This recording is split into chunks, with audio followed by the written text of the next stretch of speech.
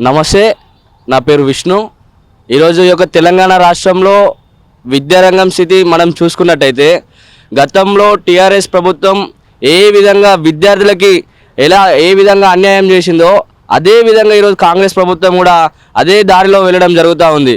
ఏదైతే ఈ యొక్క కాంగ్రెస్ ప్రభుత్వం ఈ యొక్క రాష్ట్రంలో అధికారంలోకి వచ్చిన తర్వాత విద్యార్థుల పక్షాన మేము నిలబడతాం, విద్యార్థుల సమస్యలు ఏవైతే ఉంటాయో ఆ సమస్యలపైన మేము పోరాడతాం, ఆ సమస్యలను మేము పరిష్కరిస్తామని ఈ యొక్క కాంగ్రెస్ రాష్ట్ర ప్రభుత్వం చెప్పి ఈ యొక్క అధికారంలోకి వచ్చిన తర్వాత విద్యార్థుల సమస్యలు ఏ విధంగా ఉన్నాయో ఆ విద్యార్థుల సమస్యలు అలాగే గాలికి వదిలేయడం జరుగుతూ ఉంది. పోయినసారి గత ప్రభుత్వం ఏ విధంగా విద్యార్థులకి స్కాలర్షిప్లు విడుదల చేయకుండా అలాగే గురుకులాలలో విద్యార్థులకి ఫుడ్ పాయిజన్లు జరుగుతున్నా కూడా విద్యార్థులను పట్టించుకోకుండా ఏ విధంగానైతే టీఆర్ఎస్ ప్రభుత్వం వివరించిందో అదే విధంగా ఈరోజు కాంగ్రెస్ రాష్ట్ర ప్రభుత్వం కూడా అదే విధంగా వివరించడం జరుగుతూ ఉంది. పోయినసారి బడ్జెట్ సమావేశాలలో మనం చూసుకున్నట్టయితే కేవలం విద్యారంగానికి 7% బడ్జెట్ కేటాయించి ఆ 7% బడ్జెట్ని కూడా పూర్తిగా నిధులని విడుదల చేయలేని పరిస్థితిలో ఈరోజు యొక్క కాంగ్రెస్ రాష్ట్ర ప్రభుత్వం ఉంది.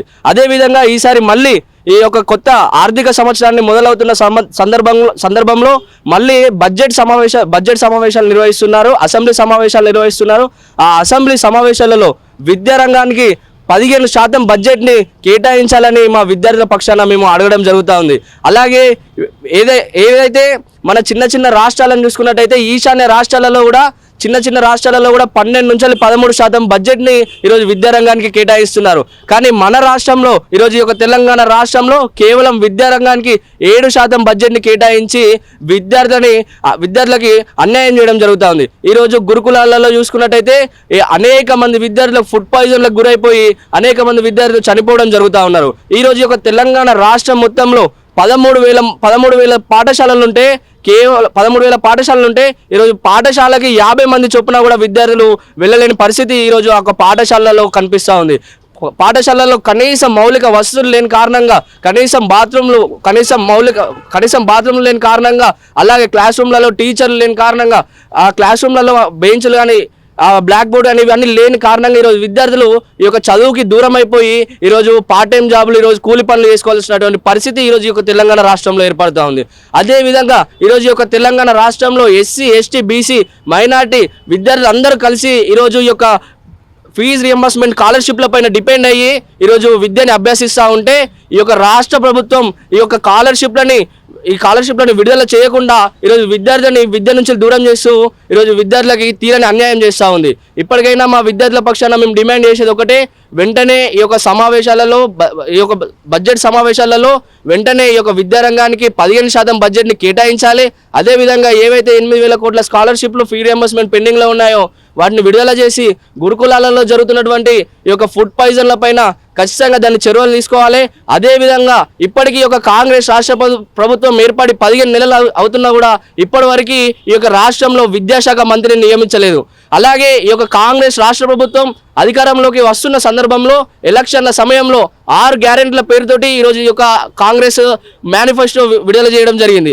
ఆ 6 గ్యారెంటీలలో 6వ గ్యారెంటీ ఈ యొక్క యువ వికాసం కింద ప్రతి మండలానికి ఇంటర్నేషనల్ పాఠశాల కట్టిస్తాము, అలాగే ప్రతి విద్యార్థికి మేము 5 లక్షల చొప్పున మేము ఐడి కార్డు ఇప్పిస్తామని, భరోసా కార్డు ఇప్పిస్తామని ఈరోజు ఈ యొక్క కాంగ్రెస్ ప్రభుత్వం ఆ రోజు ఎన్నో హామీలు ఇచ్చి విద్యార్థులని మోసం చేయడం జరుగుతుంది.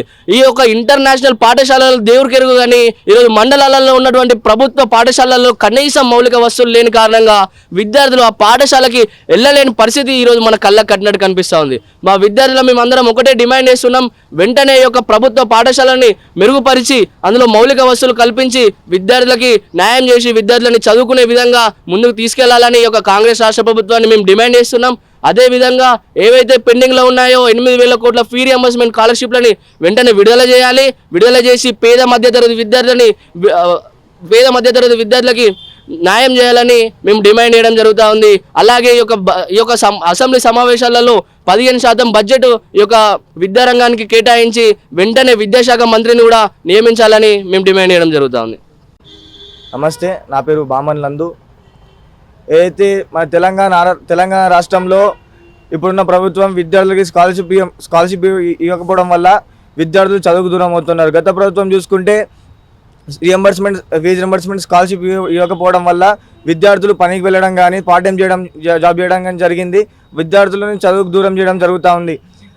గత ప్రభుత్వం ఫీజు రింబర్స్మెంట్ ఇవ్వకపోవడం వల్ల ప్రభుత్వాన్ని తెలంగాణ రాష్ట్రంలో విద్యార్థులు మొత్తం ఏకమై ప్రభుత్వాన్ని గద్దెదించి కొత్త ప్రభుత్వాన్ని ఎన్నుకుంటే విద్యార్థుల జీవితాలు బాగుపడతాయి, విద్యా విధానం మారుతుంది అనుకుంటే ఈ ప్రభుత్వం కూడా అదేవిధంగా విద్యలో రియంబర్స్మెంట్ ఇవ్వకపోవడం వల్ల విద్యార్థులు చదువుకు దూరం అవుతున్నారు. గత ప్రభుత్వం చూసుకుంటే విద్యార్థులను ఏమాత్రం పట్టించుకోలేదు. ఈ ప్రభుత్వం కూడా విద్యార్థులను ఏమాత్రం పట్టించుకుంటలేదు.